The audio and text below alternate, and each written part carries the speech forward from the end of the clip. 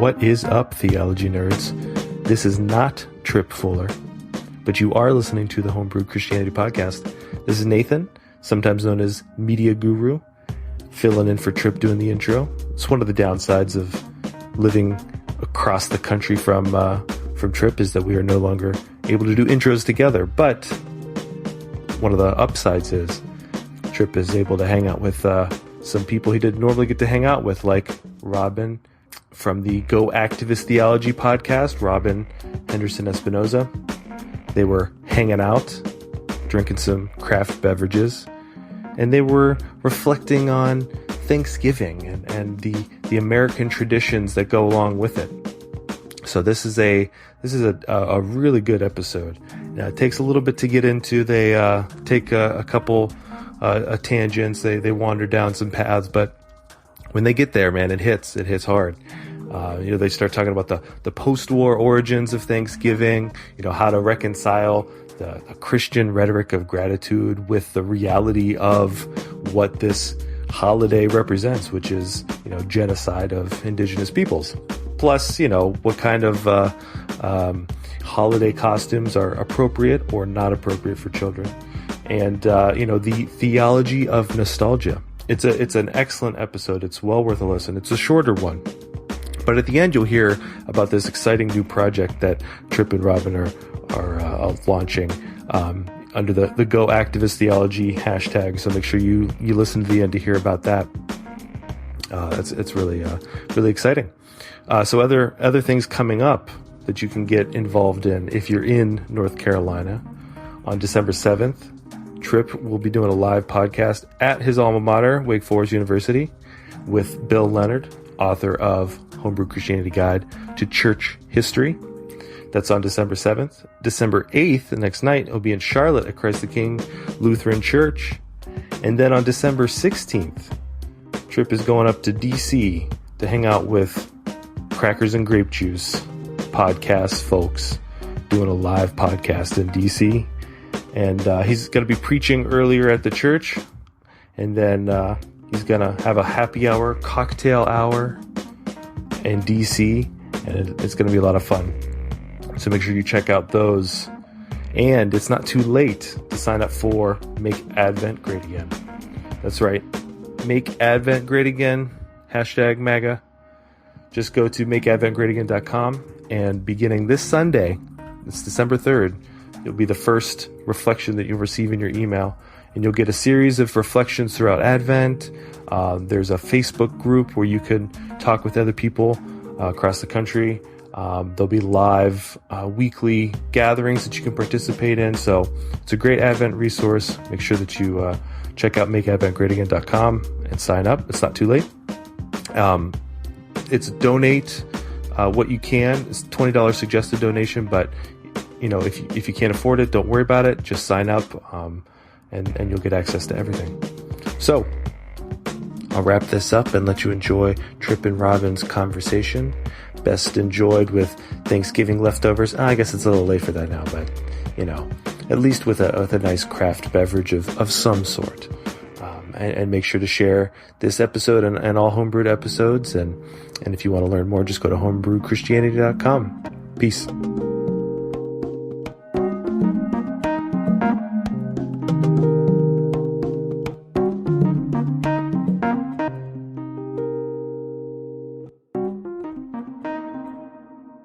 Ladies and gentlemen, guess what? The universe has just said thank you in anticipation of what's just about to happen, because I'm sitting next to Robyn in person, in the flesh. But I just want to welcome also the non-binary and trans folks, right? There's more than ladies and gentlemen. I know. I was about to lapse into like circus. You know the circus? Ladies and gentlemen, children of all shapes and sizes. Yes, we ain't got time for that. Wait, you don't want to get elephants to do tricks like Dumbo and stuff? So I feel like we also need to have a conversation around, animal rights if we're going to do that, and the ways in which elephants and other animals in circuses are not treated well. I guess, but we are only going to do that while we see the killer whales do tricks at SeaWorld. At SeaWorld. Yeah. It's the best place to do it. And honestly, that's like nothing compared to the dog show there. The dog show kicks all the other stuff's butt. And Wait, they have a dog show at SeaWorld? Yes, exactly. You're like, those dogs had a good day. They got a biscuit. They played with their friends. They went home. Ain't nobody got slapped around for no reason. And wasn't there a dog show on Thanksgiving Day? Oh, Thanksgiving. Which reminds me, podcast listeners, this podcast is dedicated to Robyn's favorite holiday. What is your favorite holiday? So actually, let me just say that is not my favorite holiday. No, I haven't named what your favorite is yet. Tripp is trying to say that Thanksgiving is my favorite holiday, which it is not. I don't want to speak for you. I mean, there's sometimes that white men need to speak for me, right? Because I don't have the voice that can articulate. On that moment where you have no voice and want something said, I promise still not to say it. Thank you. I'll just be like, silence. So that was air knuckles to your silence. Yes, air knuckles. Yeah. So the question is, what is my favorite holiday? Yeah. Since it's not Thanksgiving. That's a great question. At the risk of being, Christian supremacist, I want to say Holy Saturday is my favorite holiday. But there's not really a day that folks celebrate. I feel folks celebrate Good Friday, Ash Wednesday, and Easter Sunday, and we tend to skip over Holy Saturday. Monday, Thursday. Sometimes a Monday, Thursday. No Holy Saturday. But no Holy Saturday. So I would say that is, for me, in the liturgical calendar, Holy Saturday is my favorite Sunday. Thanksgiving is by far my least favorite holiday. But it's not liturgical. It's just straight up American. Or empire, we might say. I thought that Thanksgiving is the holiday, the country of the greatest freedom, liberty, and all those good, true, and beautiful in the world, invented in order to say thank you to turkeys. And so I think you mentioned something really good, right? That the Christian rhetorics of gratitude that drives what happens around this day, right? And what do we do with that reality that Christianity has a particular narrative around gratitude in a country that is built on the systematic genocide of indigenous people that continues through the state execution of black and brown people? Mm-hmm. So that is really going to ruin the second serving of pie and stuff. And people are now like, oh, why did I click play? Now you're ruining Thanksgiving. The next thing you're going to tell me that Santa's not real. But unicorns are. Praise the Lord. Because Tripp Fuller is a unicorn. My unicorn. He is my unicorn. Well, I just hope I keep my antler. Do they have antlers or horns? I think they have it's a unicorn. It's a unihorn too. Yeah, unihorn. My unihorn.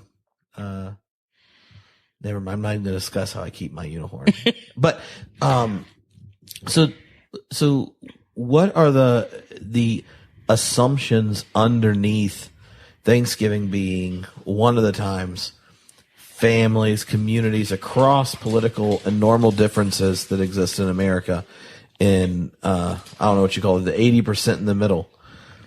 Thanksgiving's the time everyone goes, well, at least on Thanksgiving, we'll try to get through the meal or the celebration without talking too much religion and politics. So I think you raise something that for me is a deep, deep internal conflict, which is for Thanksgiving, most of my life, it has been a day where people have gathered around a table and gathering around a table, having a meal is something that I want to develop deep practices of. Mm-hmm. But how do we do that when we don't do it with the historical memory of systematic genocide? Mm-hmm. So for me, Thanksgiving is one of those days that I have a love-hate relationship with. I love the food of Thanksgiving. I feel like I live every day of the year to get to turkey and dressing and, giblet gravy and the green bean casserole, the sweet potatoes, and the homemade rolls, right? With or without marshmallows for the sweet potatoes? I mean, I can go either way, but I can go either way on most things. Well, I'm just saying, I think people need to know this. But what about tea? Do you want unsweet or sweet tea? Again, I can go either way. You can go either way. What about Arnold Palmering it? Do you blend the lemonade in the tea? I have done it. I have blended on occasion. All right. Look, I believe in living into my fullness of all things. Well, your palate is ambidextrous. I mean, I'm just saying, my palate, as one might say, my palate turns things. I've heard these stories of a lot of people don't know right now that we're drinking a bookworm IPA. It's delicious. From Foothills Brewing Company, which is the brewery where I started homebrewed Christianity 10 years ago. 10 years ago. In March, 10 years. That's the official birthday of a podcast. I don't know if they have birthdays or not, but that means in 3 years that I have armpit hair. Or something. And then you have to start maintenance, shaping it, I know. Look, we have to have a whole episode dedicated to hair maintenance because. Yes. That's a thing. You have a lot of tips I could use. I believe in good maintenance. I know you do. That's what I'm saying. I go to the barbershop every 3 weeks. I go every 3 times a year. So we have a different practice. It's okay. How often do you use shampoo? I shampoo only about 3 times a week. And between, if you get in and there's no shampoo, but you've had product, do you use conditioner or do you No, I just wet it. I just wet the hair. Because when it's been conditioned, you just wet it. Well, do you say when it's been conditioned with hair product? Yeah. When you got the product in, then you just wet it. Then I just wet it because then it does it well when I get out of the shower. Mm-hmm. But with the product build up and the sweat and the oil, about 3 times a week I need to wash my hair. So, if you were trying to figure out the appropriate aesthetics for a child's Thanksgiving celebration, what really sweet costumes are you wanting to design? Well, not Indians or pilgrims. What about Native Americans? Does that make it okay? So I feel like headdresses are cute for children. Well, I kind of feel like our colleague Monica Coleman and her post on Facebook. I was just going to clarify. My sarcasm was so that you could say something about this. Okay.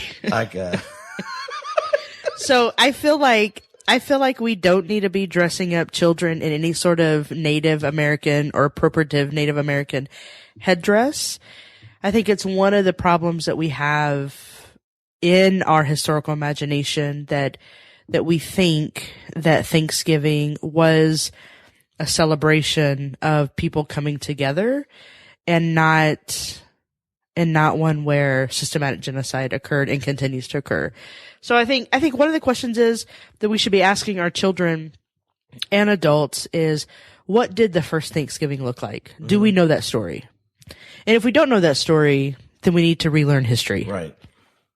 In one of the things I find instructive about the origins of Thanksgiving and what it plays is Thanksgiving wasn't a national holiday until President Lincoln.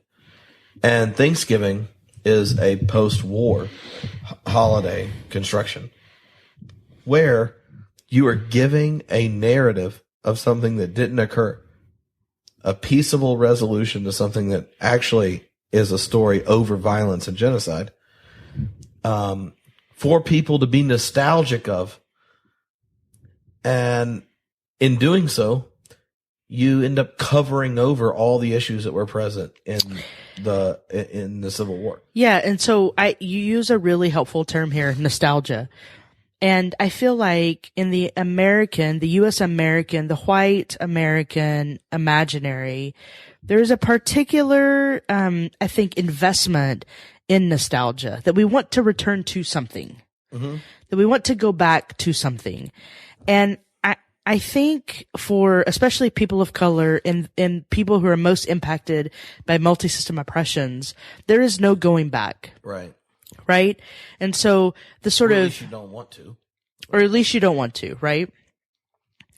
I think we forget that things like the prison industrial complex is predicated on chattel slavery logic, right? And this sort of impulse for white Americans to return to something, the nostalgia, the politics of nostalgia is, I think it's wrapped up in bad theology and a sort of an ethics of assimilation that I think just doesn't end well certainly for marginalized people, and it hurts white folks too. Yeah, I mean, like, and here's one of the things that when I was a minister, and I used to post comments about holidays on Facebook. You know, if you grew up at the time where before it was only college kids that were on it, and then all of a sudden they let adults on, and then you have habits of using Facebook. So when Columbus Day comes around, I wrote this ode to my favorite post-millennialist, genocide-inspiring, it was a thing talking about how his theology led to this oppressive colonial missiology, and then, but at least I got to be out of school today. Right. And it was a joke to kind of say, like, this is who we get out of school for? Right. Right. And there are whole states that had, like, statewide votes to not get out for MLK Day, but Christopher Columbus is still on. He didn't even come here first anyway. He just gets cred for it. Right. And so, but isn't that also a sort of the politics of nostalgia, right? A return. Yeah. It's like when some of these issues are raised, I think it's important for people of privilege to pause long enough and go, am I getting anxious and upset right now because this is stepping on experiences I had that were meaningful with my grandmother at Thanksgiving or whatever, like the experience, right? Like, no one in these critiques are saying you should not have enjoyed the meal with your family when you had this day off or whatever, or that that Thanksgiving should not be an opportunity, like anyone in a capitalistic system that tends to overwork people and alienate people from the places they were born so they aren't with multiple generations. And if you get together with 3 or more generations, then you should have solidarity together and enjoy the meal.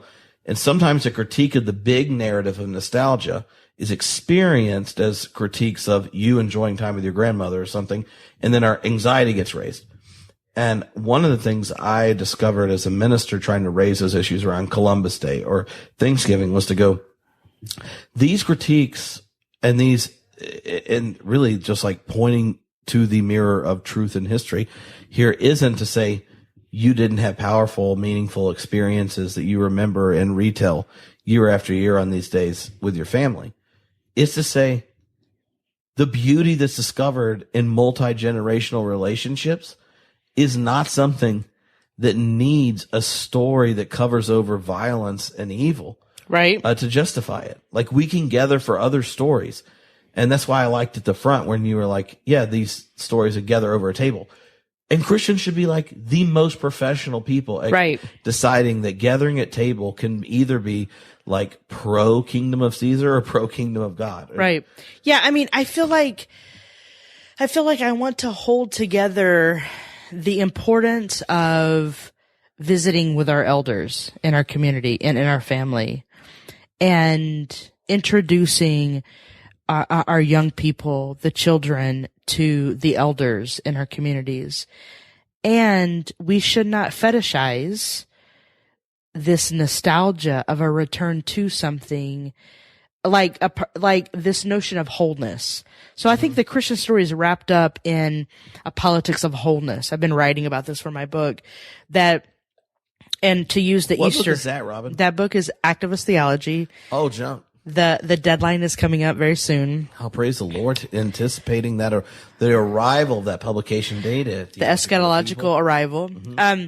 But I've been working through this notion of wholeness that for Christians, that Easter fortifies a notion of wholeness. In the rupture is Good Friday and the death and crucifixion of Jesus. And then there is the burial. We skip over Holy Saturday and we have the resurrection. And Christians need that wholeness, that wholeness. I don't think that wholeness is a togetherness. Mm-hmm. So it's about having a particular, it's about being intact, if you will. But I don't know that being intact and being whole is the same thing of having togetherness in community.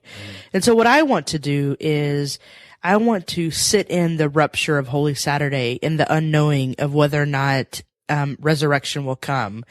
And I want to privilege the children and the elders being in deep relationship and developing a togetherness, playing cards, putting puzzles together, eating a meal around a table, and not fetishizing nostalgia, but having deep practices, having ongoing habits of developing a togetherness in community, which is not what I think Thanksgiving does.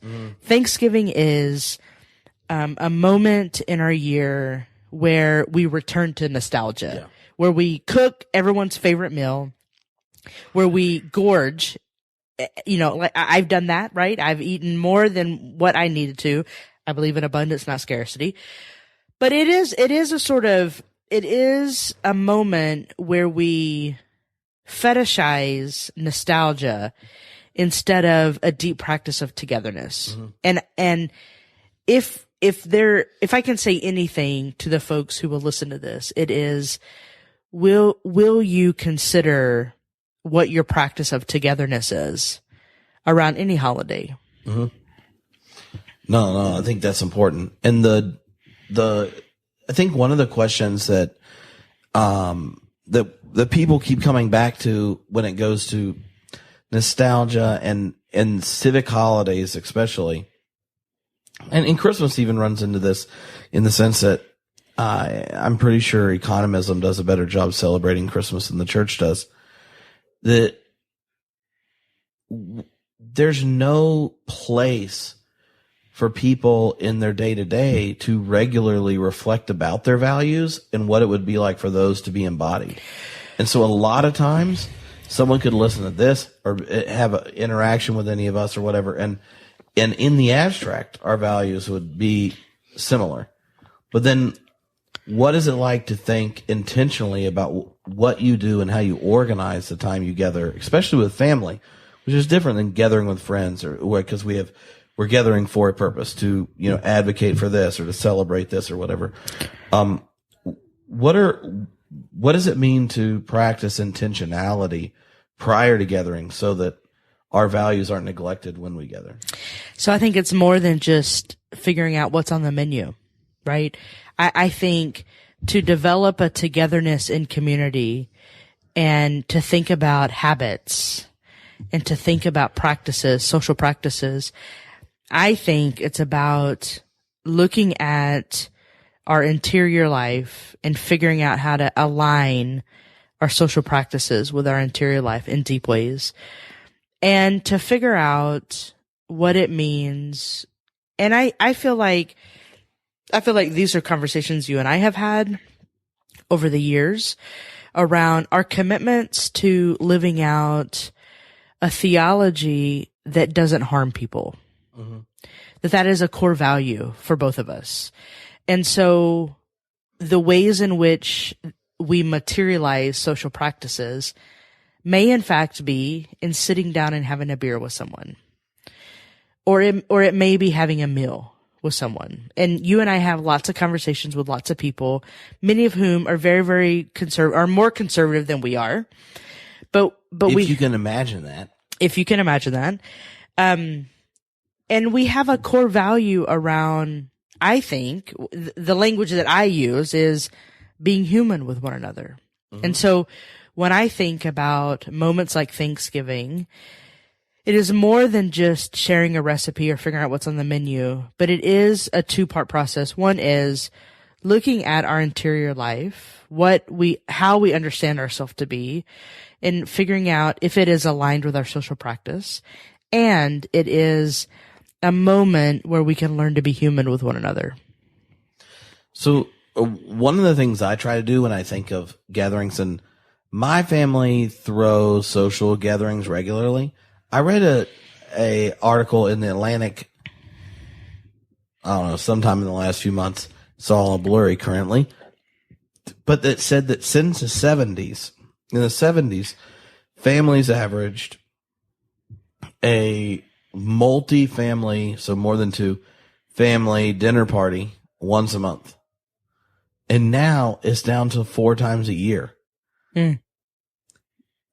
I ruined that. And that includes me, which if it just means there are adults from 3 families present at my house, that is a regular occurrence. Like, I imagine that we have other families eat dinner with us half the week. Right. And it's a thing. Like, if people gather, if a community's there, then the meal's a thing.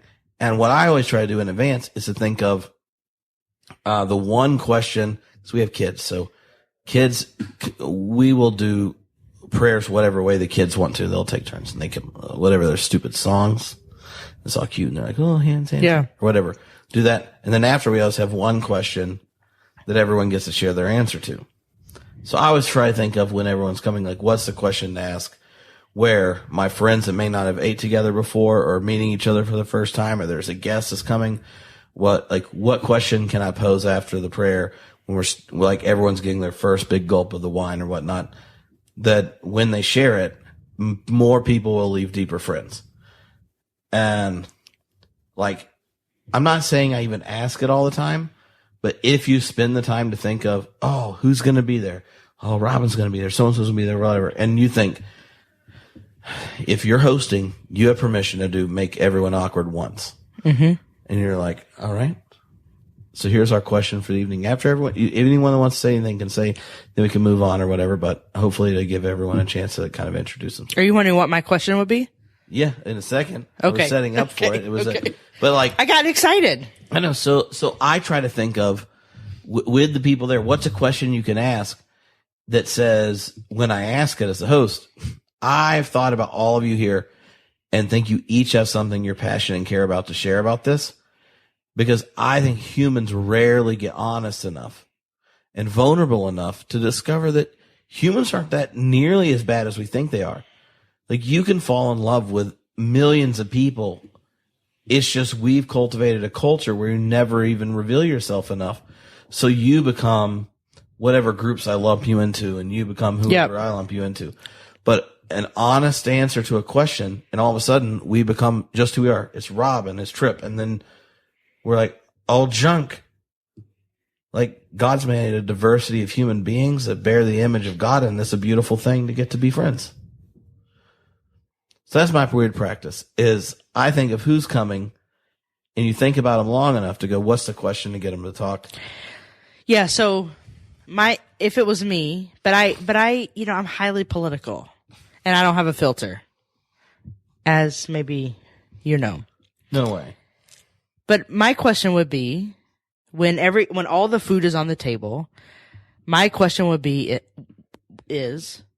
why is the white meat and the dark meat of the turkey separated? That doesn't happen at every family meal. You tell me. I feel like every time I've seen turkey on a platter, they have separated the white meat and the dark meat. So what happens when I'm around is I've already ate the thigh meat before it's been put on the platter. And then there's a bunch of white meat and 2 legs. And I let everyone else go first in hopes that one of the legs is left. Otherwise, I eat white meat. But if you're in a carving position, you can get access to the thighs. And everyone knows thighs of the turkey are the best, followed by the legs. So all I'm saying is, I think that this practice of separating the meat is emblematic of our politics and of our internalized racism. That we actually prefer a separateness over a togetherness in community. And is that why liberals don't like casseroles as much as conservative people do? Well, I mean, I have a whole sort of critique around liberalism, you know. I'm sure you can imagine. You have a critique about something? So I know that's a surprise. Well, and liberalism is like a green bean casserole. They just throw those fried onion shit they bought in a box on top and say it's a vegetable. Yes. Although those fried onions are real good on the green bean casserole. Yeah, but couldn't you just have them separate? I mean, you could. you like throw some green giant canned beans in your mouth. Though you know what? One time I had a homemade green bean casserole. Those green beans were like from Whole Foods. They were blanched or sauteed in some sort of fancy spice and some sort of homemade cream of mushroom soup. And like it was all homemade. That sounds good. Which is like bougie white shit. Well, you did say Whole Foods. Yeah, I did. Yes. You said Whole Foods. And thus we know who their target audience is? The neoliberal subjectivity. Well, you said you had a favorite Clinton. Who is that? 5 points right there. That's what I'm talking about. No, that was good. You know, if we're going to talk about politics and if we're going to talk about, whether or not she persisted, I want to say that pragmatically, we need to think politics. We need to think about politics pragmatically, and we need to think about politics in revolutionary ways. And I'm not sure either Republicans or Democrats are getting it right. So next time, because we've discussed on the internet that clearly we should talk every 4 to 6 weeks on the podcast. Yes. And what else are you going to be doing? Tell people what else you're going to be doing. So I'm super excited about, Hashtag Go Activist Theology. Hashtag Go Activist Theology. See, I've had several beers, so now I'm struggling a little bit to get my words out, but that's okay. You're much more of a professional at this. It's a community of grace. Yes, thank you. We're developing a togetherness in community. Hell yeah.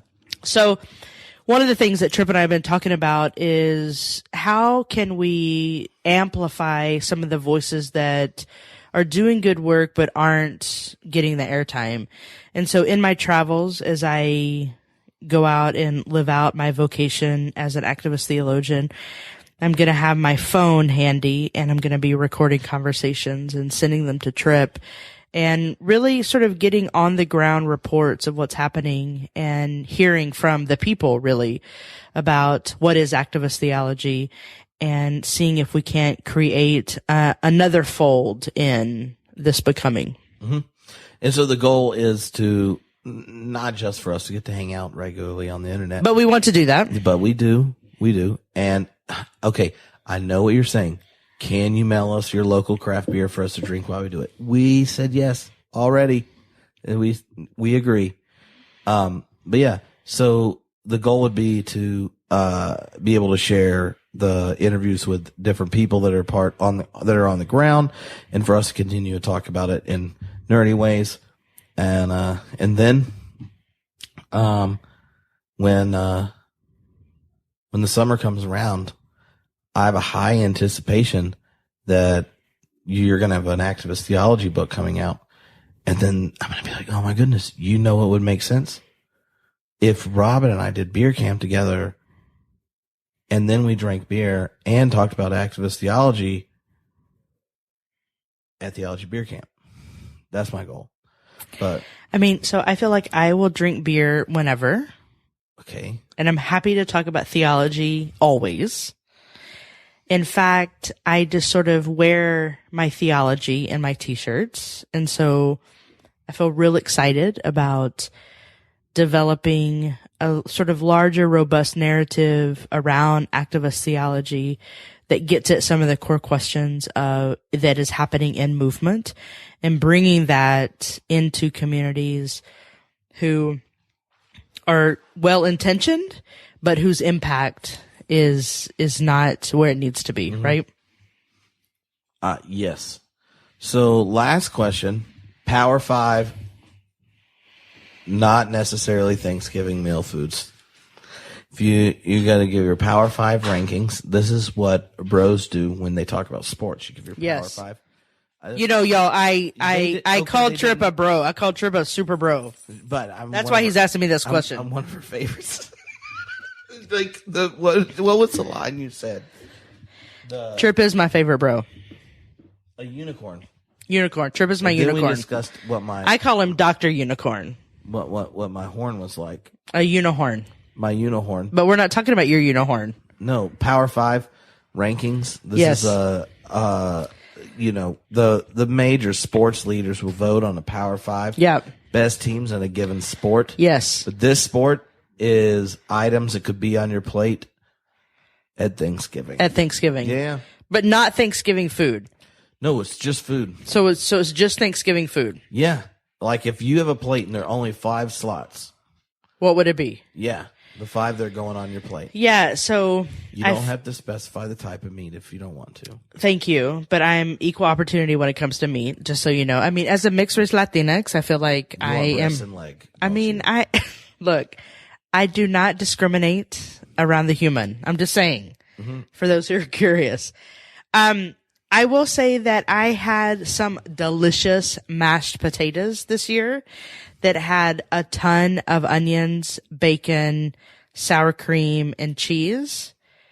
It was No, you can't count all that, but this is one. No, I know. How many ingredients you can include in your mashed potatoes is a trick. If I did this, I would say high volumes of butter in mashed potatoes, except I mix it with the green bean casserole, and that's one item. I mixed green casserole. Okay, so that was a trick question. So I had these amazing mashed potatoes that included bacon, sour cream, butter, and cheese. Oh, praise the Lord. That's one. The second one was this dressing, not stuffing, because stuffing goes in the turkey. Correct. Dressing, sour. It's less violent.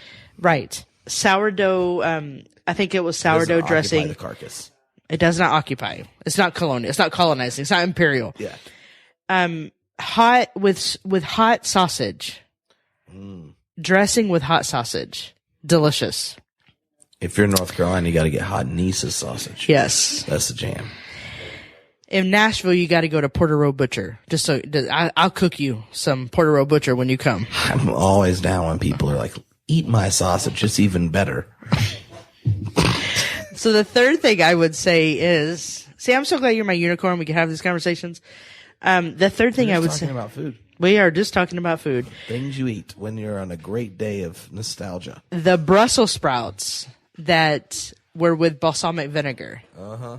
Now, normally I would eat Brussels sprouts with bacon and brown sugar. But this Thanksgiving, I ate Brussels sprouts with balsamic vinegar. Now, how are the Brussels sprouts cooked?